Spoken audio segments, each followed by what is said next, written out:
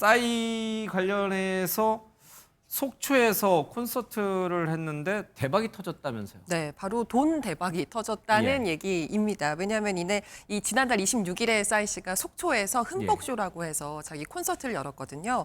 여기 다녀간 방문객이 23,855명이라고 하고요.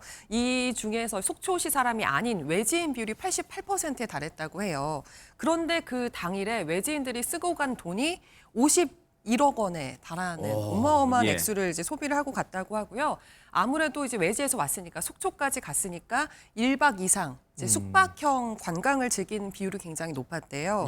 공연 후에도 24시간 이상 속초에 머물면서 돈을 굉장히 많이 더 쓰고 갔다. 이제 이런 분석들이 나오고 있습니다. 속초야 뭐 여름 휴가지로 굉장히 손꼽히는 곳이니까 여름철에 사람들이 많이 가는 곳이긴 한데 싸이 씨 콘서트 때문에 더 대박이 났군요. 맞습니다. 왜냐하면 그 당일에 속초시에서 벌어들인 돈이 75억 원이라고 해요. 총 합했을 때. 근데 전주에는 60억 원 정도 소비가 이뤄졌다고 하니까 콘서트 때문에 23% 이상 급증을 했다는 거죠.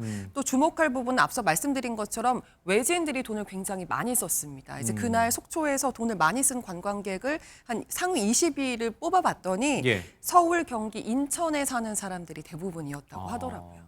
싸이의 흠뻑쇼를 보기 위해서 속초까지 갔다. 가서 돈을 펑펑 쓰고 왔다. 수도권에 있는 사람들이. 뭐 그런 분석인 것 같습니다. 근데 이게 그냥 가만히 있는다고 서울에 있는 사람들이 오는 건 아니잖아요. 왔는데 잠잘 데도 없고 밤에 콘서트 끝나고 먹을 음식점 없으면 말짱 꽝이잖아요. 그래서 속초시가 굉장히 발빠르게 움직였다는 건데요. 이 행사 당일날 야간 연장을 하는 그 가게들을 이제 자발적인 참여를 동참을 시켰습니다. 그러니까 콘서트가 좀 늦게 끝나잖아요.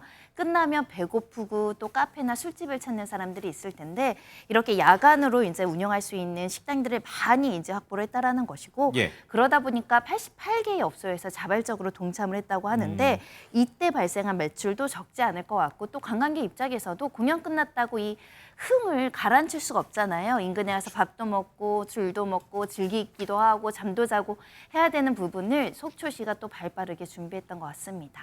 그러니까 이제 가만히 있다고 해서 이제 떡이 호박이 넝쿨째 들어오는 건 아니에요. 그렇죠. 준비를 좀 잘 해야 되는 거니까요.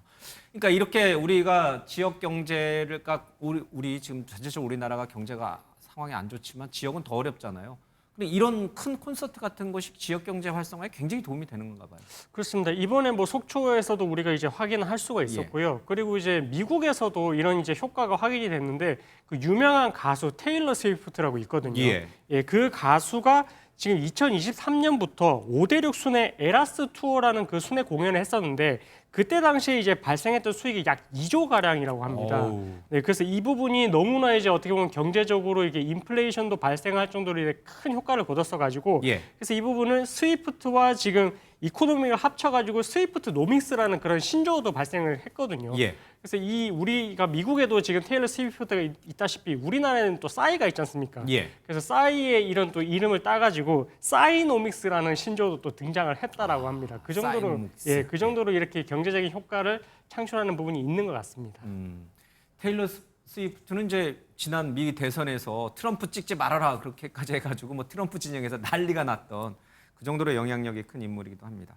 근데 이제 속초는 굉장히 활짝 웃는데 또 우는 도시가 있다면서요? 바로 원주입니다. 왜냐하면 원주에서도 2023년 싸이 쇼가 공연을 했는데 올해는 공연을 하지 못했다는 거예요.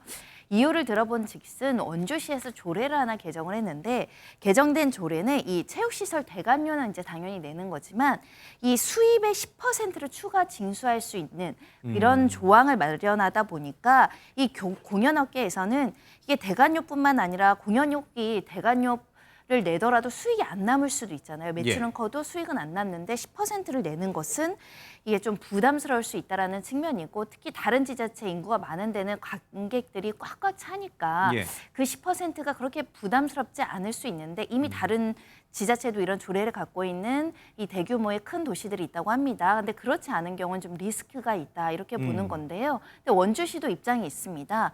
왜냐하면 공연 측은 매출을 발생시키고 수익을 가져가는데 너무 많은 많은 사람들이 밀집할 것이 염려되니까 원주시 이런 지자체에서도 이제 교통 통제도 해야 되고 안전 관리도 해야 되고 쓰레기도 치워야 되고. 그렇습니다. 시에서도 많은 비용과 이제 안전 관리에 대한 리스크를 부담해야 되는 만큼 그런 취지로 조례를 개정한 것이다 이렇게 밝히고 있습니다.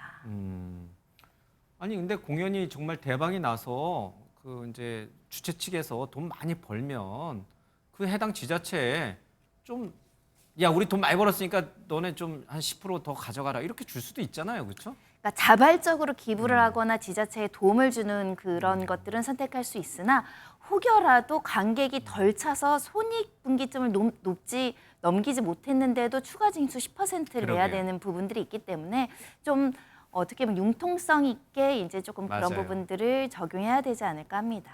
예, 이런 부분들은 서로 원만하게 조율하면 잘 될 텐데. 근데 뭐 대형 가수 입장에서 보면 뭐 원주만 있나요? 전국에 뭐 속초도 있고 양양도 있고 뭐 제천도 있는데 옆에 뭐 누가 갑인지 을인지 분명해지는 것 같습니다. 근데 이 콘서트와 관련해서 경찰 조사를 받고 있는 사람이 있어요? 맞습니다. 인천 서부 소방서 소속의 한 예. 소방관이 지금 청탁금지법 위반 혐의로 수사를 받고 있다는 소식이 전해졌습니다. 공연 기획사 측에서 이 소방관에게 공연 입장권 80장을 줬대요. 이 소방 공무원 가족을 초청하는 그런 목적으로 이제 표를 준 건데 예. 이 티켓을 받은 소방관이 이 사실을 기관장에게 보고를 하지 않았다고 합니다. 이제 이게 문제가 돼서 직위도 해제가 됐고 수사를 받고 있는 상황인 것으로 보입니다. 이게 처벌 대상이에요?